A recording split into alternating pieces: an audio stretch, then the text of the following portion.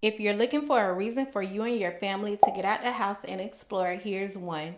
The Ultimate Women's Expo was in town this past weekend, and here's a look at some of the workshops we attended. The first workshop was this mixology class where we crafted and created lavender mocktails.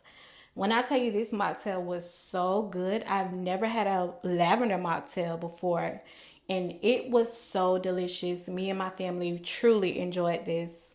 After attending the mixology class, we walked around for a bit, did some shopping, got some freebies into our next class.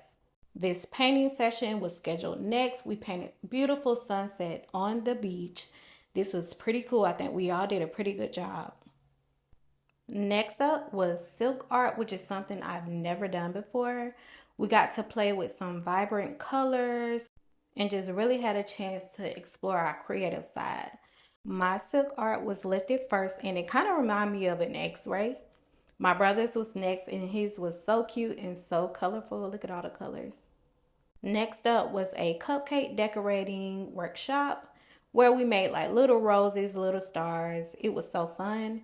The next class was a sewing project where we made infinity scarves. This is my first time using a sewing machine. I really had a lot of fun with that.